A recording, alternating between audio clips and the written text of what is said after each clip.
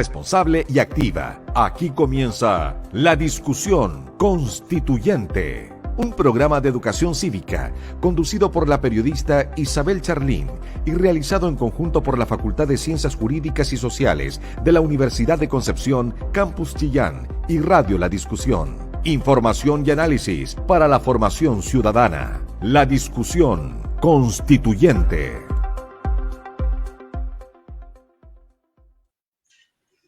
Hola, buenas tardes. Estamos dando inicio a uno de los últimos ya programas de La Discusión Constituyente, este programa que preparamos en conjunto entre Empresa La Discusión y la Facultad de Ciencias Jurídicas y Sociales de la Universidad de Concepción, Campus Chillán, que está cumpliendo 15 años de vida acá en la capital regional. Queda muy poco, la jornada del domingo va a ser seguramente histórica. Y el tema que nos convoca hoy día, quizás para algunas personas es un poco complejo, un poco árido, pero aquí vamos a tratar de descomplejizarlo un poco, ¿no es cierto? Tratar de bajarlo y entender cómo está funcionando actualmente nuestro sistema político. Vamos a hablar precisamente del sistema político chileno y cómo se aborda en la actual Constitución y cómo podría cambiar en una eventual convención constitucional o convención mixta. Para ello hemos invitado a dos.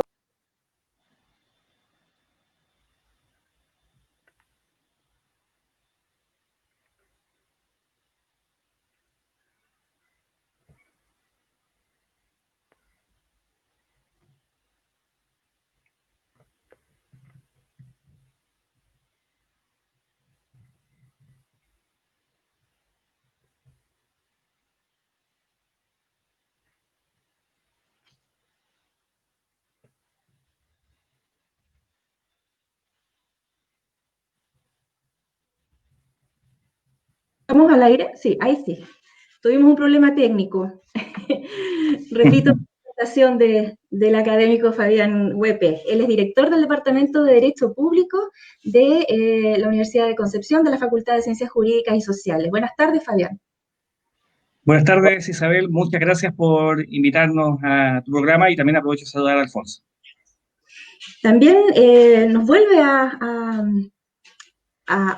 ayudar en este programa, a compartir sus conocimientos, el académico Alfonso Enríquez Ramírez, académico del Departamento de Historia y Filosofía del Derecho de la Universidad de Concepción. ¿Cómo estás, Alfonso?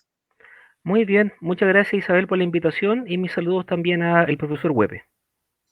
Bueno, iniciemos al tiro la conversación conociendo un poco el origen de nuestro actual sistema político, Fabián, este sistema presidencialista.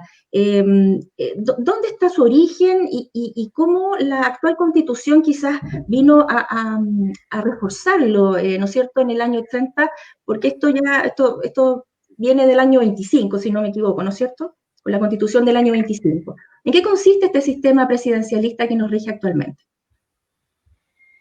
Bueno, Isabel, y también saludando a los auditores y auditoras de este programa, quiero decir que el sistema o régimen presidencial, si uno quise partir de su origen concreto, tiene como base el sistema norteamericano. En la Constitución del año 1787 se establece de forma clara un régimen en que el presidente de la República ostenta el cargo tanto de jefe de Estado como jefe de gobierno, y eso después lo podré ir explicando.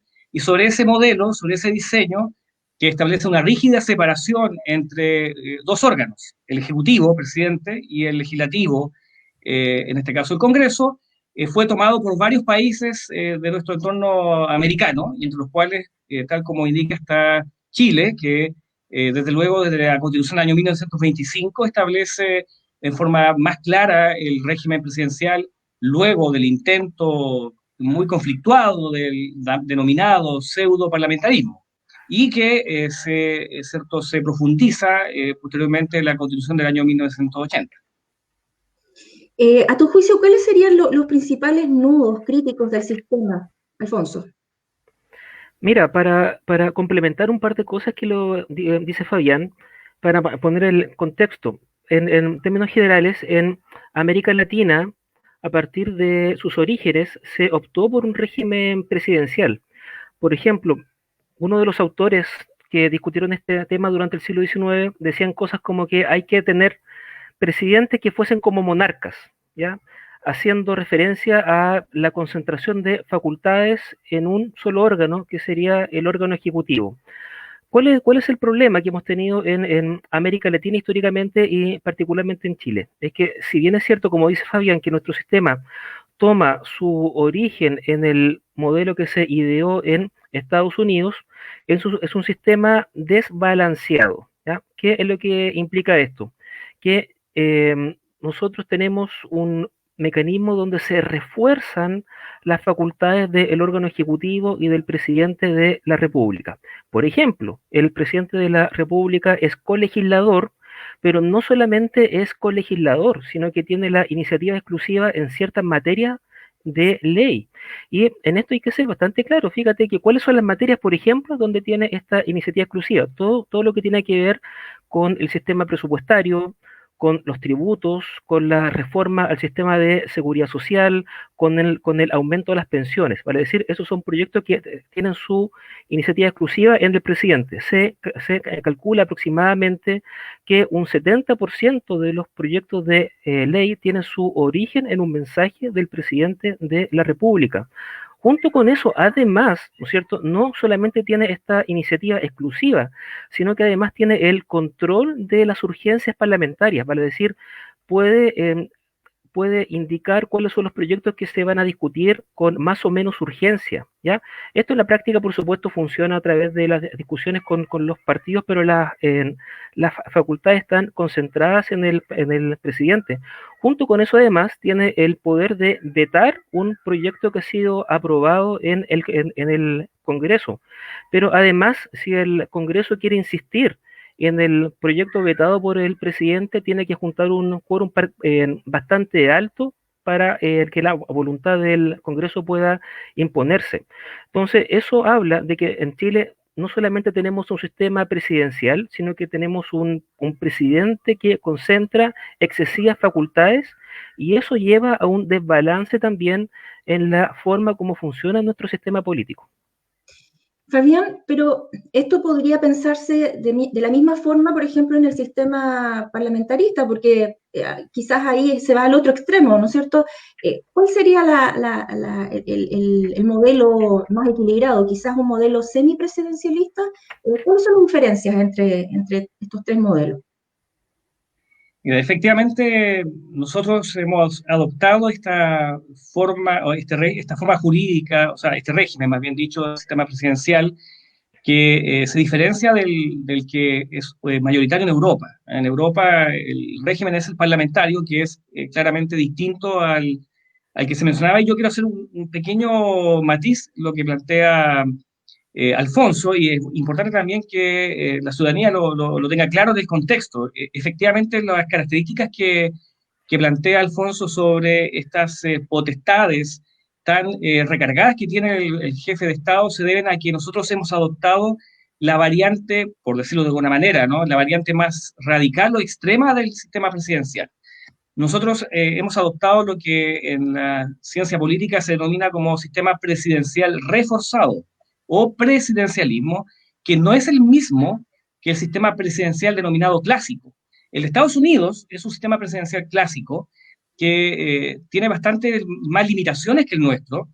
Simplemente para mencionar y haciendo el contraste con lo que indica Alfonso, en el sistema presidencial clásico de Estados Unidos no hay posibilidad de que el presidente envíe un proyecto de ley. Solo puede enviar ideas, o sea, lo que se considera como mensaje técnicamente son ideas al Parlamento, pero no puede llevar un proyecto de ley. En cambio, en el sistema nuestro, como dijo bien Alfonso, el presidente envía verdaderos proyectos de ley con iniciativa exclusiva, lo cual lo transforma, dicen, en colegislador. Imagínense la idea de separación de poderes, colegislador el presidente de la República.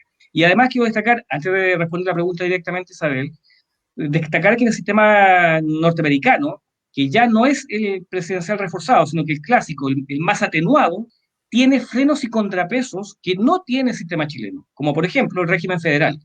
Y al ser Estados Unidos un sistema federal, en que hay un Estado federado con constitución propia, varios estados dentro de un Estado, por decirlo en términos simples, significa que el poder del presidente está muy limitado en lo que significa la vida común respecto del ciudadano del Estado federado. Por eso es que, como ustedes pueden apreciar las polémicas del presidente Trump, más allá de que usted esté de acuerdo o no con él, digamos, pero las polémicas que ha planteado son en materias federales, en materia de defensa, migración, pero no en las materias estaduales, en el cual no tiene esa posibilidad de introducirse. En cambio, en Chile, el Estado es unitario, por lo tanto, solamente quiero hacer notar al auditor y auditora que el presidente tiene atribuciones más poderosas que el presidente de Estados Unidos en un sistema que no es federal, que es unitario. De tal manera que ahí vemos esta gran atribución de poder. Entonces, ahora para responder directamente a la pregunta, en el régimen parlamentario la situación es distinta. Yo no podría decir que hay un predominio del Parlamento respecto al presidente. Lo que sí es claro en el régimen presidencial en que hay un predominio del presidente respecto del Parlamento.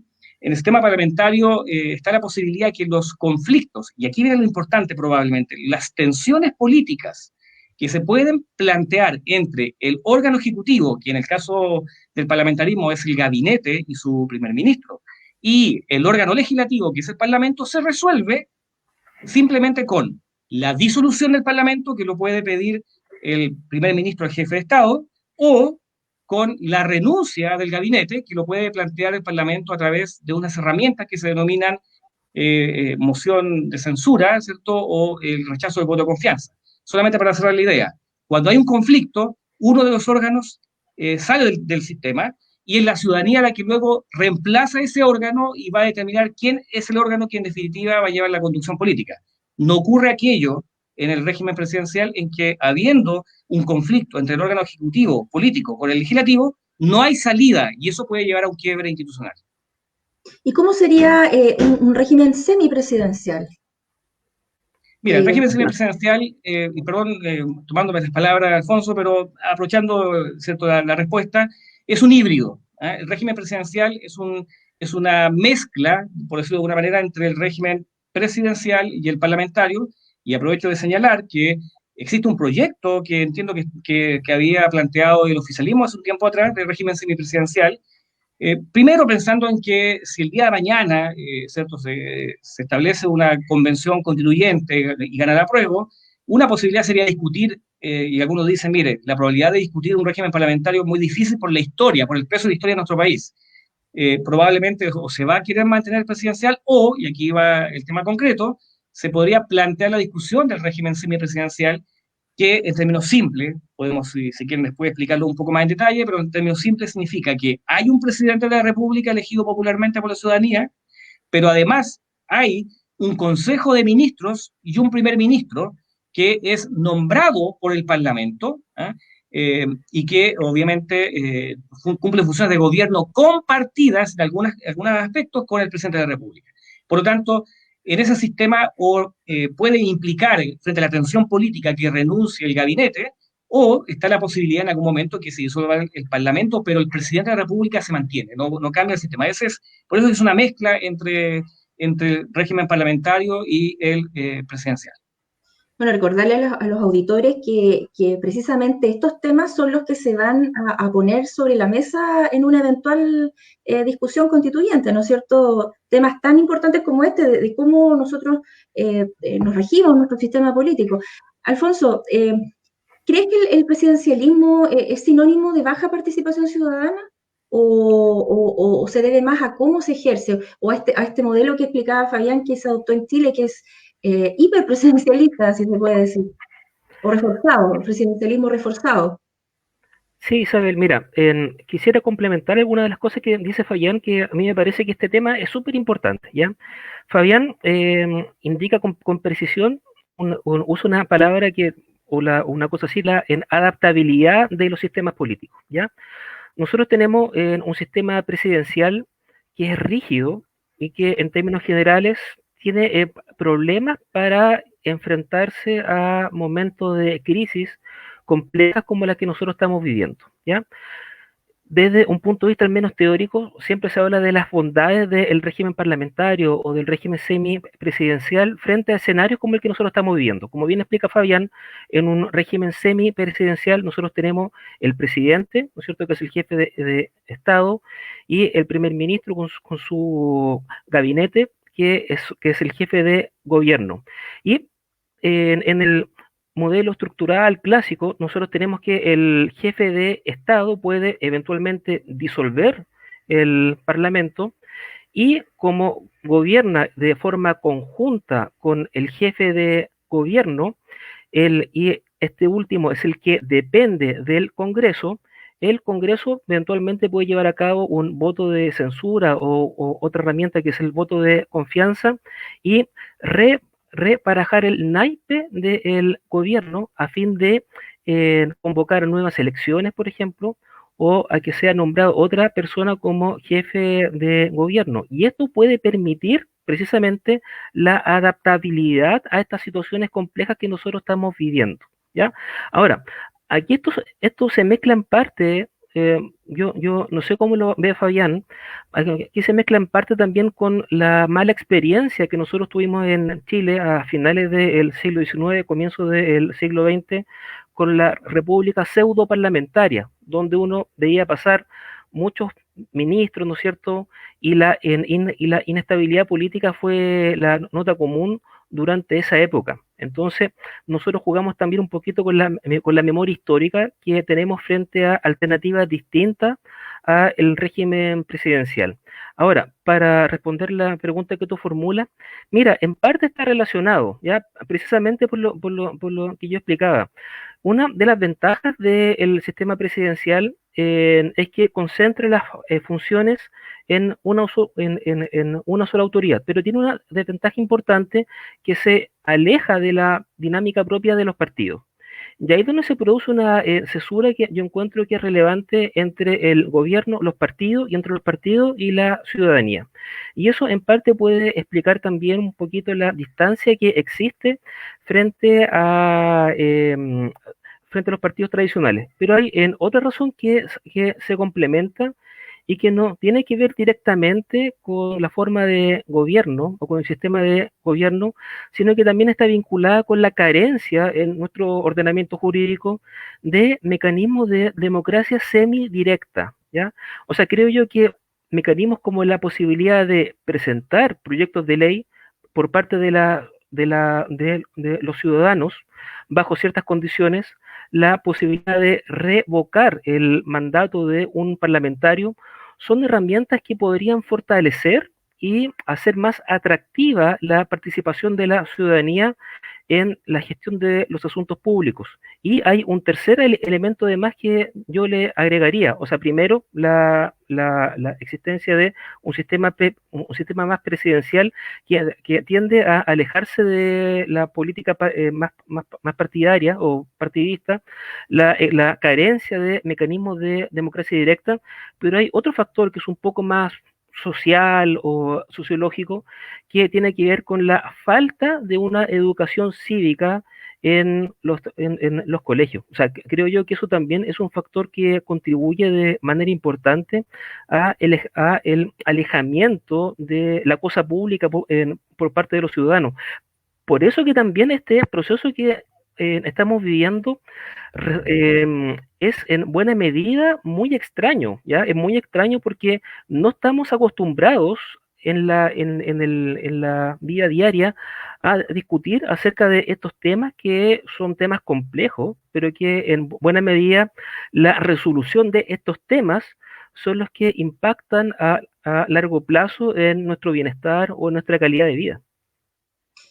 Fabián, de acuerdo a la crisis que estamos viviendo como desde el punto de vista político desde hace un año de manera patente, pero desde hace mucho tiempo atrás, ¿tiene algo que ver con este sistema político que tenemos, crees tú? ¿O tiene que ver más con otros factores?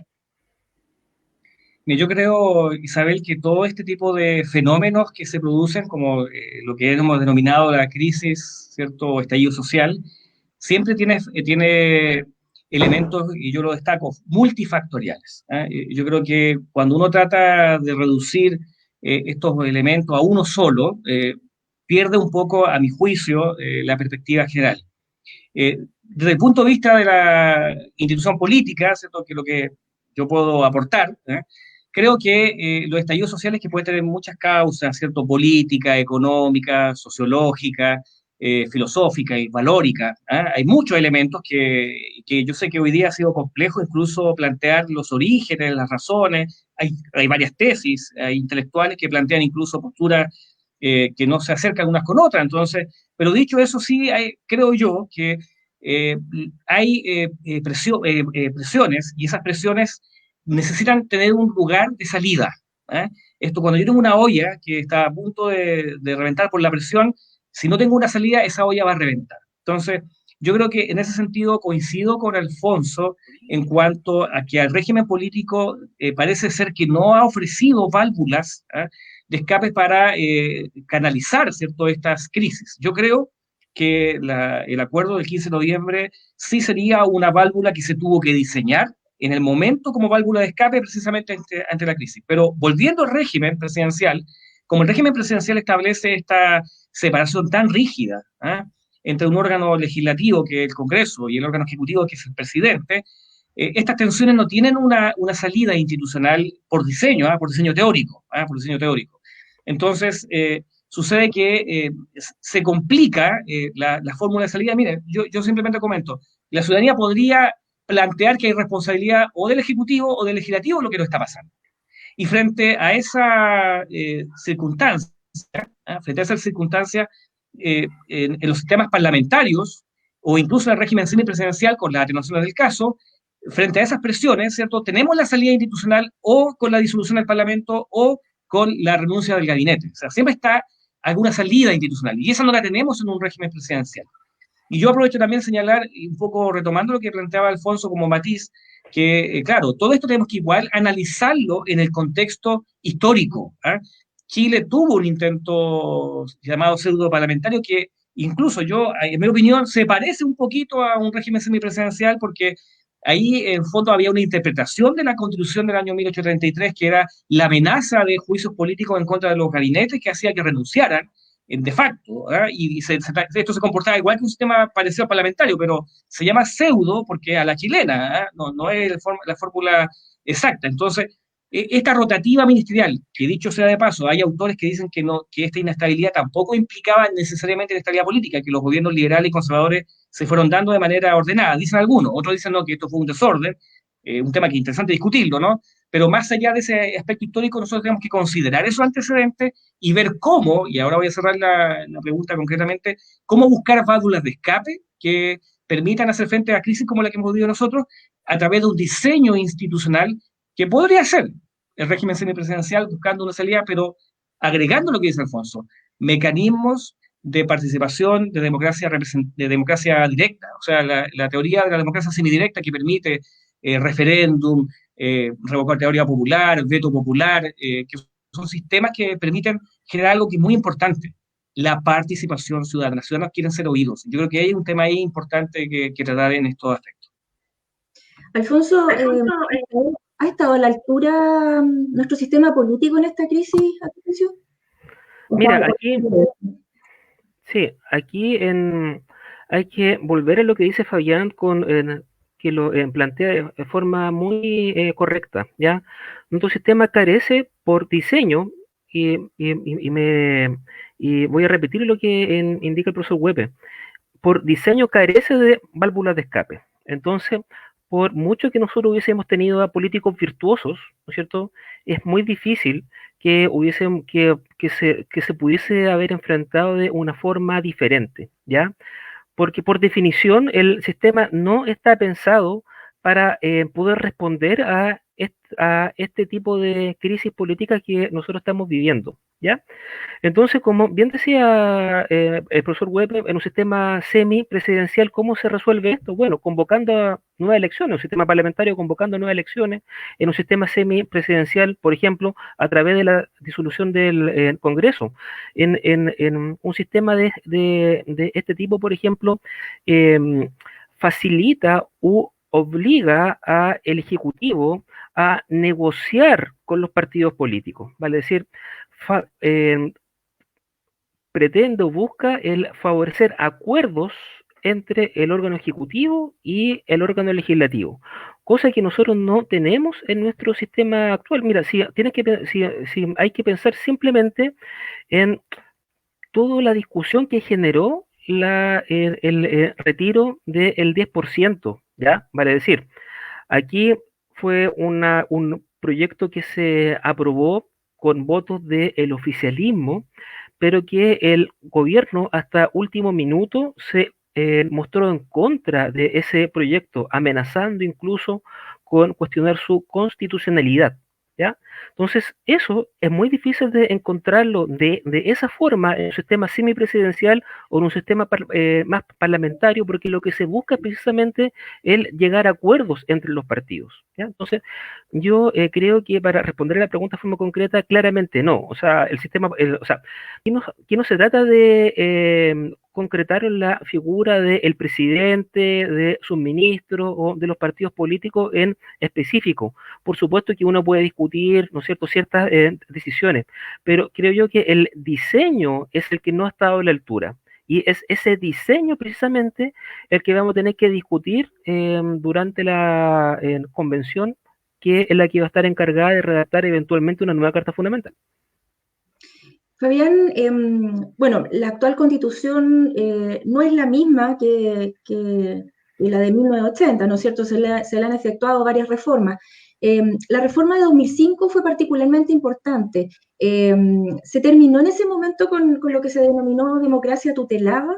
Fue importante por eso esa reforma y quizás se mantuvo este carácter consensual de nuestra democracia en que todo, para que resulte, tenemos que llegar a consensos, que para algunos es algo positivo, pero que para otros ha frenado o impedido un poco que algunas reformas vean la luz.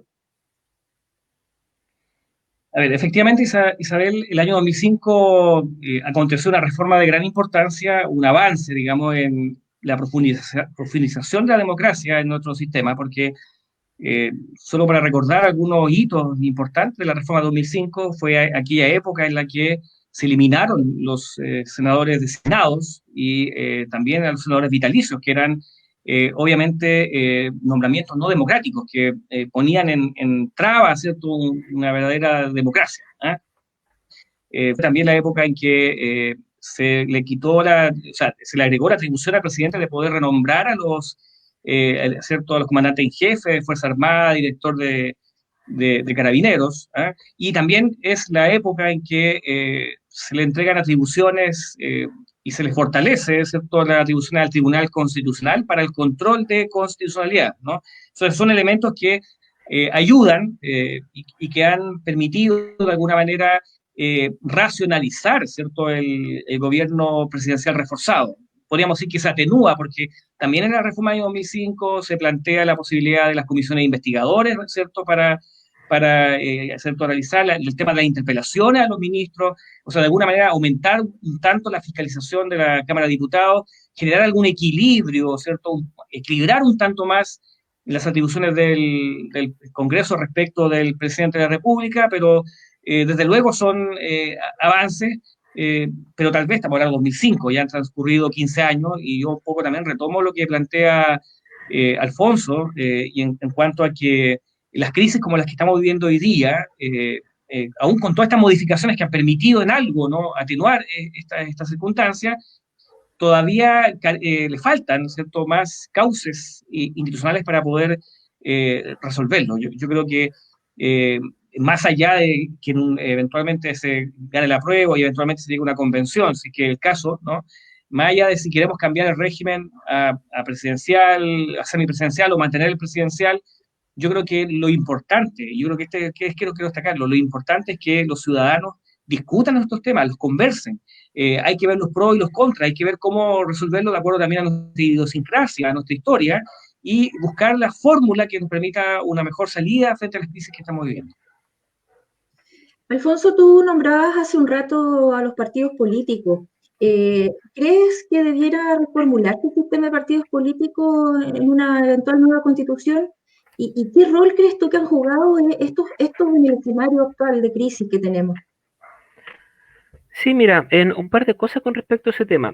A mí me parece que el rol de los partidos políticos es un factor que está condicionado por el sistema electoral, por un lado, y con la forma de gobierno. Vale decir, el rol de los partidos políticos es distinto en un sistema hay que insistir con el tema. Es distinto en un sistema presidencial del rol que tiene en un sistema semipresidencial o en un sistema parlamentario. De tal manera de que si es que se optase por una forma semipresidencial o por un sistema parlamentario eventualmente, cosa que yo creo que está un poco más alejada, así que lo más probable es que discutamos en torno a alguna fórmula de semipresidencialismo, que hay varias variantes también. Hay que volver a discutir, evidentemente, el rol de los partidos políticos, ¿ya? Porque van a jugar un rol central en el diseño de ese tema. Por otro lado, hubo una reforma importante al sistema electoral, pasar del binominal al sistema proporcional, y eso generó también una dinámica distinta en torno a la forma en cómo se relacionan los partidos políticos con el órgano ejecutivo, ¿ya? Hay que pensar de que hasta antes de esa reforma nosotros estábamos con un sistema más balanceado, en el cual habían dos fuerzas políticas claramente diferenciadas, por eso se llama binominal, ¿cierto? Ese es su objetivo. En cambio, en el sistema proporcional se abre la cancha hacia otras fuerzas políticas también.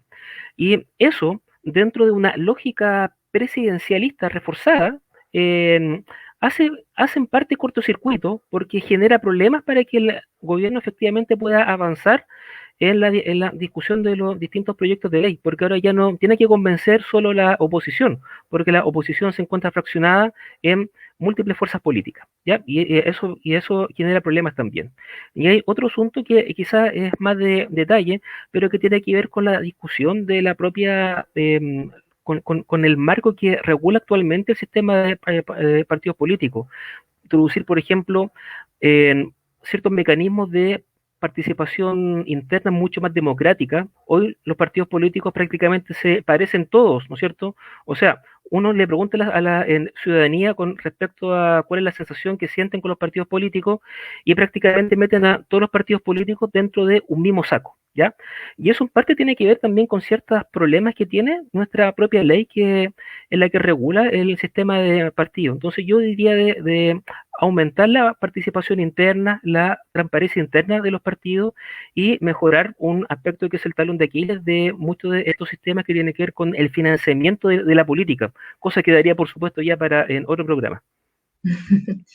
Fabián, otra discusión que se ha dado en el último tiempo ha sido la de la extensión del periodo presidencial.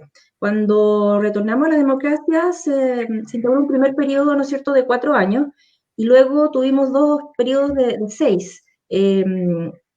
Ahora nuestro actual periodo volvió a ser 4 años sin reelección, y las dudas de las personas surgen en torno a si debiera mantenerse, pero permitiendo la reelección, o volver a los 6 años sin reelección, o acortarlo a 5 años, no sé, ¿qué dice la experiencia comparada? ¿Qué crees tú cuál debiera ser el debate en una eventual convención sobre este tema? Isabel, me parece a mí que ese debate debe estar vinculado con la mayor racionalidad posible para justificar un sistema, porque en definitiva la cantidad de años tiene sus ventajas y sus desventajas, ¿no? A ver, los diseños de 4 años, que son periodos cortos, normalmente o usualmente están vinculadas a la reelección, ¿eh? Porque en definitiva lo que busca el sistema de 4 años con reelección es que un gobernante ¿cierto?, demuestre que tiene las habilidades para mantener un programa de gobierno relativamente estable y por lo tanto al 4.º año se esperaría que ese gobernante sea reelegido precisamente para que termine su programa de gobierno y que en consecuencia el plazo de 4 años, ¿cierto?, la posibilidad de que no sea reelegido es porque lo ha hecho tan mal o ha tenido tanta crítica que no vale la pena que siga, digamos. Esa es más o menos como la mecánica de los 4 años con reelección. En cambio, la diferencia podría ser que si no fuera 4 años con reelección, podrían ser 6 años, pero sin reelección, precisamente para que en este caso el gobernante pudiera cumplir con su programa y con cierta estabilidad. Pero ese tiene la problemática que si no lo está haciendo bien, el tiempo es demasiado largo para mantener esa circunstancia de tanta tensión y eso también podría llevar a una crisis. Entonces, si uno se puede fijar, ambos sistemas tienen sus pros y contras. En el tema de la reelección siempre está el riesgo, ¿cierto?, de que quien está en el gobierno pueda, se dice alguno, ¿no?, manipular la reelección y eso también es complejo.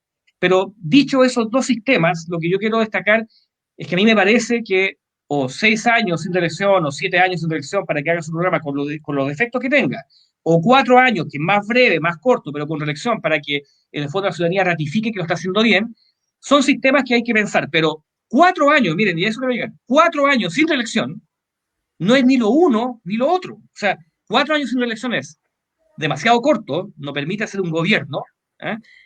Pero por otra parte, si lo está haciendo bien, no permite ¿cierto? Una reelección. Entonces, yo creo que ese es un tema que yo no tengo una respuesta, quiero ser bien franco, no tengo una claridad sobre cuál sería el mejor modelo. Lo que yo sí digo es que si hay que pensar o 4 años con reelección, o 6 o 7 años sin reelección, tenemos que diseñarlo, tenemos que discutirlo y conversarlo también a la luz de nuestras propias experiencias para ver cuál es el mejor diseño. Yo no tengo una claridad, pero creo que es un tema que hay que discutir, hay que conversar, hay que plantear. Y voy a cerrar esta idea, y perdón Isabel que me quiera hacer cargo brevemente de lo que decía Alfonso, que me parece de la máxima relevancia, que yo sé que lo terminamos, pero un tema que también quiero destacar en los partidos políticos. Yo creo que la crítica que hay que plantear desde la academia, desde los intelectuales, es una crítica a los políticos, pero no a la política. Yo creo que eso hay que tener mucho cuidado en eso. Yo siempre he escuchado, mire, sabe que no quiero saber nada de los partidos políticos. No. Mire, sí, yo creo que la crisis está en las personas que están en la política, pero los partidos políticos y la política son muy importantes en un Estado de Derecho, en una institución. O sea, los partidos políticos tienen un rol que también tiene por objeto ser un bálsamo, atenuar las posturas que pueden tener los ciudadanos. Nosotros los ciudadanos podemos tener posturas muy radicales y lo que hacen los partidos de alguna manera es servir como un filtro que permita aunar las voluntades. Entonces, cuando se plantea el tema contra la política, a mí me preocupa porque un sistema donde no hayan partidos políticos es muy peligroso e incluso puede dar lugar a los peores populismos de cualquier corriente, sean de izquierda o de derecha. Entonces, ¿cuál es el planteamiento? ¿Cómo solucionar los problemas de los políticos? O sea, si hay un problema en las personas, en cómo se eligen, ¿cierto? Pero no destruir la política ni la institucionalidad política. Yo creo que es un tema que hay que replantearlo. Alfonso, otro tema que ha salido a la palestra durante este estallido social ha sido la necesidad quizás de contar con un Congreso unicameral y no con las dos cámaras actuales que tenemos. ¿Cuáles son las ventajas y desventajas de ambos modelos, a tu juicio? Mira, ¿qué pasa? Que primero un poco de contexto. La regla general en el constitucionalismo comparado son los sistemas bicamerales, ¿ya? En unicameralidad es la excepción, ¿ya? Los especialistas plantean distintas ventajas y desventajas de ambos sistemas. Por ejemplo, el sistema unicameral, hay dos argumentos tradicionales que se dan. Primero, un argumento económico que permite el ahorro de recursos al Estado, ¿cierto? Algo que podría ser interesante para en algunos hoy en día. Pero hay argumentos que son más de fondo, ¿ya? Y lo que se plantea que que se permite que la voluntad de la ciudadanía pueda conocerse de forma mucho más directa que en un sistema bicameral, ¿ya? Por otro lado, permite también fortalecer el rol de un Congreso de este tipo frente al Ejecutivo. En un sistema bicameral, el poder está dividido, ¿no es cierto?, entre el Senado y la Cámara. En un sistema unicameral es una sola Cámara, por lo tanto se fortalece el poder frente al órgano ejecutivo. Pero tiene problemas, ya, tiene problemas y yo quiero llamar la atención acerca de esos problemas porque parece ser una postura atractiva, pero creo yo, sinceramente, que es bastante problemática. Y el problema el principal punto débil es que impide el enfriamiento legislativo. Claro, los proyectos pueden discutirse de forma mucho más rápida, y eso podría ser una ventaja, ¿no es cierto? Pero impide la discusión mucho más pausada de proyectos de ley que pueden ser importantes y que pueden afectar de forma negativa a la población, ¿ya? Y ahí nos vamos a las ventajas y desventajas del sistema bicameral. En un sistema de este tipo, lo que permite es precisamente una discusión mucho más pausada de los distintos proyectos de ley, pero tiene desventajas que son evidentes. Como son dos cámaras, el Senado y la Cámara, los proyectos avanzan de forma mucho más lenta, ¿ya? Por eso que la ciudadanía se explica cómo es posible de que estén 5, 10, 15 años discutiendo un proyecto de ley. Bueno, en parte eso está condicionado, en parte solamente porque hay otros factores también, pero en parte está condicionado porque hay un primer trámite, un segundo trámite, si es que no hay acuerdo, se forman ciertas comisiones para, para, para generar esos consensos, cosa que en un sistema unicameral sería mucho más expedito. Pero ojo, ¿no es cierto? Porque podemos tener un sistema mucho más rápido, pero a costa de perder en la discusión necesaria, un poco más pausada, acerca de estas materias que son importantes para la ciudadanía.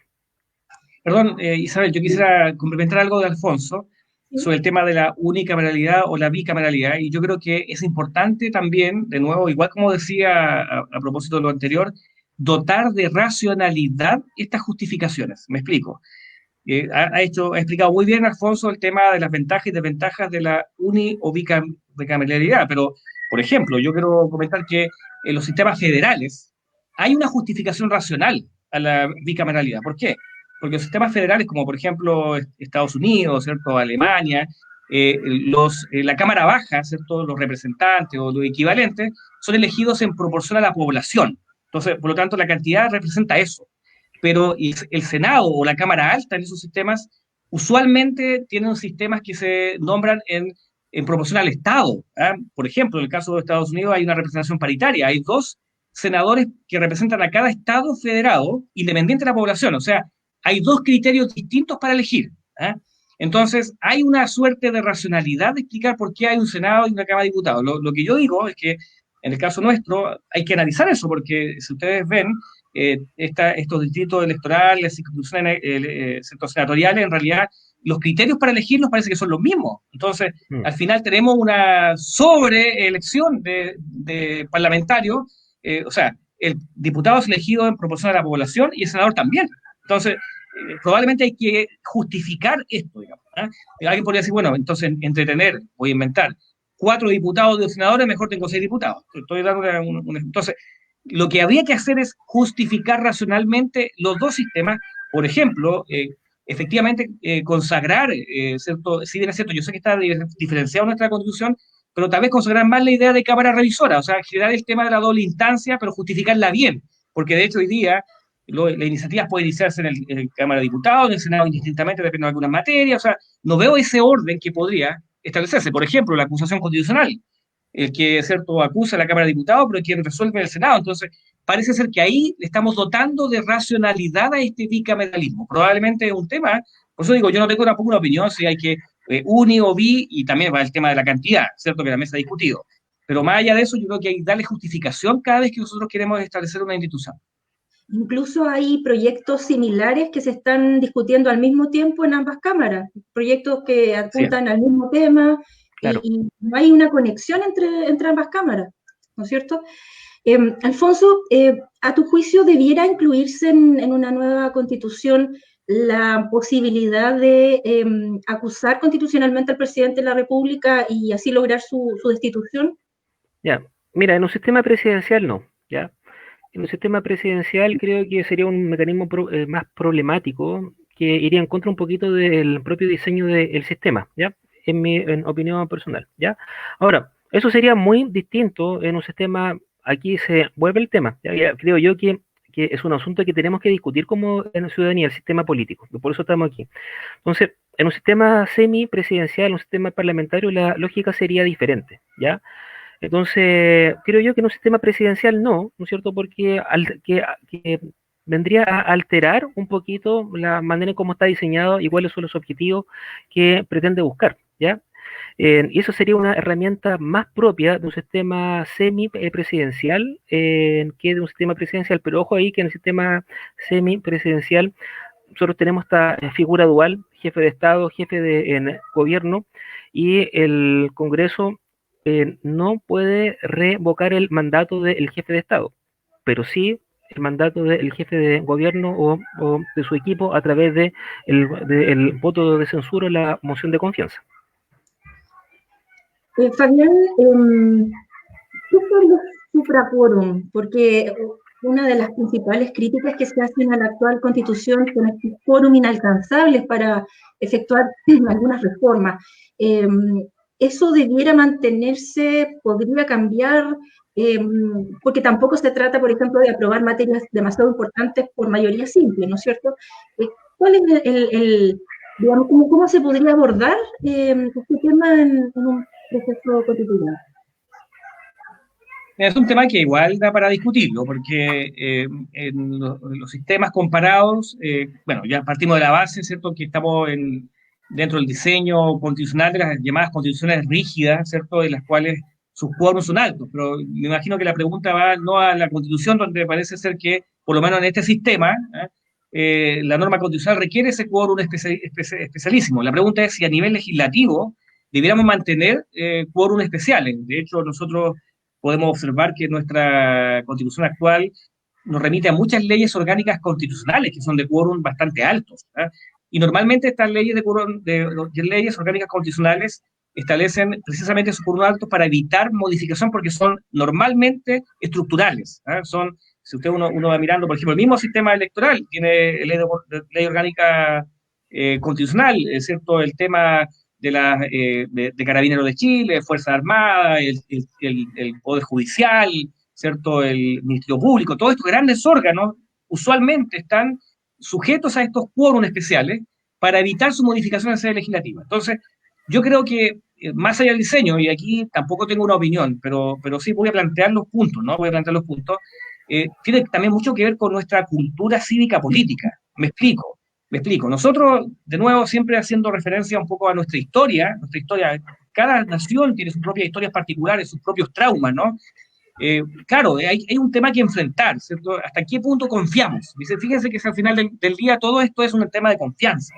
¿Cuánto yo confío, ¿cierto?, en mi sistema político en cuanto a que temo o no temo que una ideología, cualquiera que sea, domine el espectro político y pudiera alterar y modificar las instituciones? Si yo creo que existe ese temor y que es un temor fundado, entonces me voy a preocupar de generar, ¿cierto?, leyes, ¿cierto?, de quórum especializados, ¿cierto?, leyes orgánicas constitucionales o leyes de quórum calificado, estamos hablando de 4/7 o mayoría absoluta en ejercicio, para evitar esa modificación por el otro lado político. Es un tema de confianza o desconfianza. Pero, por ejemplo, las democracias europeas, por ejemplo, mire, yo voy a dar un ejemplo, Reino Unido, primera cosa, no tiene constituciones rígidas. Primera situación que hay que destacarla, ¿no? Ellos tienen lo que se llaman constituciones flexibles, donde la norma constitucional, que en realidad la constitución del Reino Unido no es no es el documento que tenemos nosotros, es una serie de textos. La constitución es costumbre internacional, costumbre constitucional, convención, habeas corpus, bill of rights, petition of rights, un montón de normas que tienen ahí. Pero dicho eso, ellos modifican sus normas incluso más importantes, igual que una ley. Ellos nunca se han complicado el tema, para ellos todo es mayoría. Entonces, claro, si uno quisiera apostar a democracias ¿cierto?, más desarrolladas, uno podría decir, ¿sabe? Mire, tratemos de eliminar los quórums especializados, tratemos de que sean ¿cierto?, mayoría simple.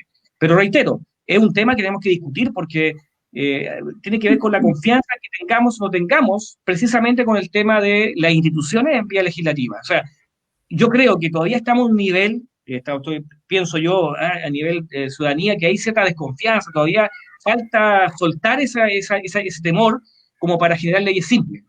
De hecho, miren, y con esto voy combinando, el mismo tema, ¿cierto?, que se ha planteado de la famosa hoja en blanco. ¿Qué pasa si una institución en la Constitución no se regula? Entonces, no queda en la Constitución, esa es la respuesta que se ha planteado. Entonces significa que va a ser legislativa, y ahí está el temor. Entonces, voy a exagerar, pero para dar el ejemplo de los temores de la ciudadanía, si no regulo el derecho de propiedad de la Constitución, va a quedar regulado legislativamente, entonces va a venir una mayoría ideológica y lo va a eliminar. O va a llegar una mayoría ideológica y lo va a reforzar en términos inaceptables. ¿Se fija? O sea, planteando los dos puntos. Yo creo que hay una cuestión ahí que a lo mejor Alfonso me podría ayudar en este tema, pero hay un tema de confianza, desconfianza, madurez cívica, que va más allá de las normas jurídicas. Alfonso, ¿algo que aportar en este tema de los quórum? Sí, mira, en este sentido, que hay atrás de estos quórum es una desconfianza hacia la voluntad popular también, ¿ya? Porque en la práctica son quórum tan altos que le otorgan un veto a las minorías parlamentarias para que ciertos proyectos que podrían ir en beneficio de todos puedan convertirse en ley, ¿ya? Hay que pensar de que en el último tiempo, ¿cuántos proyectos no se han podido convertir en ley? No obstante que se alcanzó la mayoría simple, pero que no se juntaron los votos exigidos por la Carta Fundamental por ser ley orgánica constitucional, ley de quórum calificado. Aquí hay que recordar, por ejemplo, cuáles son las materias que tocan las leyes orgánicas constitucionales: concesiones mineras, la libertad de enseñanza, partidos políticos, otras que decía Fabián, Banco Central. Si ustedes quieren cambiar, por ejemplo, temas relacionados con la libertad de enseñanza, que es un aspecto crucial, ¿no es cierto?, para la ciudadanía, bueno, es muy difícil hacerlo porque la minoría parlamentaria del momento puede oponerse a ello. Y aquí pasa algo, fíjense, la ciudadanía le dio su voto a una determinada fuerza política, que no importa si es azul o rojo, ¿no es cierto? Le dio su voto a una determinada fuerza política para que llevara a cabo su programa, pero no lo va a poder hacer porque hay una minoría que se lo va a impedir, ¿ya? Por ejemplo, otro tipo de leyes que exigen otros quórum alto son ciertas materias que están vinculadas con las actividades empresariales del Estado. Para que el Estado pueda llevar a cabo una actividad empresarial se requiere una ley de quórum calificado, que es una mayoría alta también. Exactamente igual que para las materias que tienen que ver con las modificaciones al sistema de propiedad. Entonces aquí no solamente hay una desconfianza hacia las instituciones, y ahí yo concuerdo plenamente con Fabián, sino que también hay una desconfianza hacia la voluntad de la ciudadanía, una desconfianza hacia la voluntad popular. Alfonso, sí, ¿sí, Fabián? Yo quisiera complementar lo que yo digo, que igual es complejo porque, cierto, aquí estamos planteando sobre un análisis de lo que hay hoy día. Es decir, la gran pregunta va a ser la siguiente. Imaginémonos que nos ponemos de acuerdo.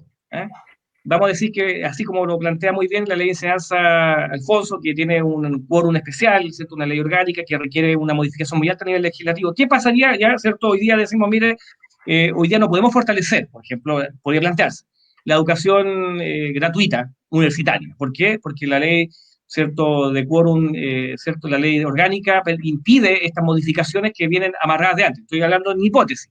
Pero imaginemos que se llega a un acuerdo constitucional y se plantea dentro de ese mismo acuerdo que habrá fortalecimiento de la educación pública universitaria. Estoy simplemente hipotetizando. Ahí viene la pregunta. ¿Seguiremos manteniendo la idea de la ley orgánica constitucional? Porque ahora ya nos pusimos todos de acuerdo, estamos partiendo ahora y nos pusimos de acuerdo.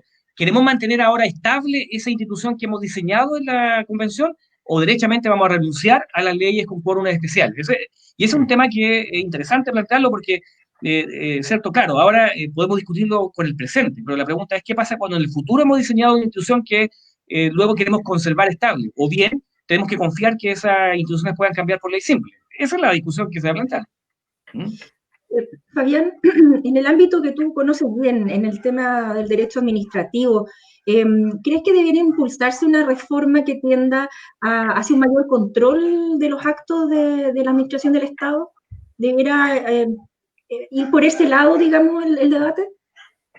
Bueno, ahí yo tengo ya como mi especialidad el derecho administrativo, probablemente tengo una postura mucho más, más acabada, que no es la misma que comparten toda la doctrina administrativista, ¿no? Pero lo que yo planteo es lo siguiente. Para mí, uno de los baluartes fundamentales del Estado de Derecho, Estado democrático de Derecho, o Estado democrático social, como salga la Constitución, no sé qué va a pasar, pero una de las herramientas del Estado democrático de Derecho es el control jurisdiccional de la administración. No basta con que yo tenga una serie de recursos administrativos, tiene que haber un control de un tribunal especial, ¿o no? ¿Cierto? ¿Cierto? Que controle los actos. ¿Qué pasa? Que en nuestro sistema chileno no tenemos un sistema contencioso administrativo. Me explico. Un sistema en que los tribunales, como procedimiento general, regulen los actos administrativos. Tuvimos entre los años 80 y 2000 el recurso de protección que se utilizaba, pero como lo que llamamos la doctrina un sucedáneo imperfecto, que es una herramienta que está creada para protección de derechos fundamentales, pero que nosotros lo hemos utilizado para el control de actos administrativos porque no tenemos otro, ¿no? Pero hoy día también está un poco en retroceso por la cantidad también de carga de los tribunales, y solamente decir, no hay hoy día en Chile un procedimiento general contencioso administrativo para controlar los actos de administración. Yo creo que si habría que discutir algo interesante, para mi área y mi disciplina es buscar una fórmula de contencioso administrativo general, ¿cierto?, de estos actos. Y bueno, mire, este es el sueño de los administratistas y yo creo que yo soy realista, no creo que se cumpla, pero el sueño siempre ha sido crear tribunales contenciosos administrativos, pero generales, digamos, para conocer todo tipo de materia, y no lo que hay hoy día, que hoy día tenemos un contencioso administrativo muy especialísimo, pero que no permite resolver todos los problemas como tribunales de contratación pública, tribunales tributarios aduaneros, tribunales ambientales. Probablemente algún sector de doctrina del cual yo participo preferiría un sistema general contencioso de control administrativo. Alfonso, ¿qué debiera pasar con el Tribunal Constitucional? ¿Se le puede reformular sus atribuciones, ver cómo se eligen sus miembros o derechamente, como postulan algunos, eliminarlo? ¿Cuál es tu postura? Mira, este probablemente es uno de los temas más complejos y exigiría otro programa, ¿ya? Otro programa para analizarlo con profundidad. Pero ¿cuáles son las críticas que se le hacen al TC tradicionalmente? Son varias, pero yo me voy a centrar en una que tiene que ver con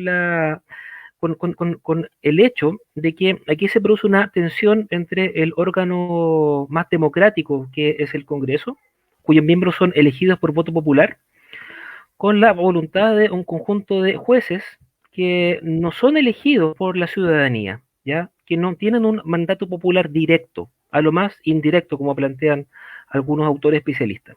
Entonces, aquí nos encontramos con que la ciudadanía, para volver al mismo ejemplo anterior, vota por un partido político, por un proyecto político para que se lleve a cabo, se juntan los votos en el Congreso para que ese programa se transforme en un proyecto de ley, pero resulta de que un conjunto de jueces, que en la actualidad son 10 ministros que conforman este tribunal, razonan en base a la idea de que ese proyecto conculca ciertas garantías fundamentales o ciertos preceptos de la Carta Fundamental. Entonces, ahí se produce una revocación de la voluntad popular, se produce una tensión entre la voluntad popular y la voluntad particular de un conjunto de magistrados que no son elegidos directamente por la ciudadanía. ¿Ya? Esto se lleva a cabo en lo que técnicamente se denomina el control preventivo de constitucionalidad, que es el control que lleva a cabo este tribunal antes que los proyectos de ley se conviertan en ley. Entonces, una de las propuestas o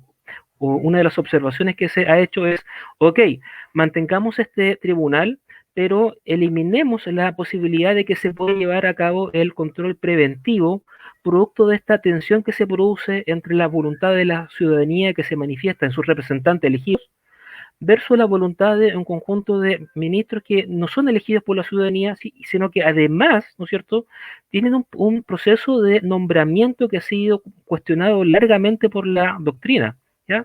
Producto de que tiende hacia el equilibrio político entre las distintas fuerzas que gobiernan en ese momento. Alfonso, Fabián, les quiero agradecer su presencia hoy día en la discusión constituyente. Se nos pasó la hora, como siempre, muy rápido. Han salido varios programas spin-off, como se dice, de este. Tenemos ya uno del Tribunal Constitucional, otro para analizar el sistema unicameral. Creo que ahí podríamos hacer un programa especial, ¿no es cierto? Bueno, les quiero agradecer nuevamente y, bueno, invitar a nuestros auditores para el próximo jueves, para el último programa antes del plebiscito, porque vamos a tener el martes el último programa de la discusión constituyente, ya analizando los resultados. Ahí con resultados en mano vamos a poder tener muchas más certezas. Bueno, recordar que este programa es posible gracias a la colaboración de la Facultad de Ciencias Jurídicas y Sociales de la Universidad de Concepción, Campus Chillán. Muchas gracias y recordar cuidarse de aquí al domingo para ir a votar y cumplir con todas las medidas sanitarias, por supuesto, porque la participación va a ser fundamental en el proceso de este domingo. Chao, Alfonso, chao, Fabián, muchas gracias. Muchas gracias por la invitación. Muchas gracias, Isabel. Chao. Concluye así una nueva edición de La Discusión Constituyente, un programa de educación cívica realizado en conjunto por la Facultad de Ciencias Jurídicas y Sociales de la Universidad de Concepción, Campus Chillán y Radio La Discusión. por una ciudadanía informada, responsable y activa. La discusión constituyente en Radio La Discusión 94.7 FM.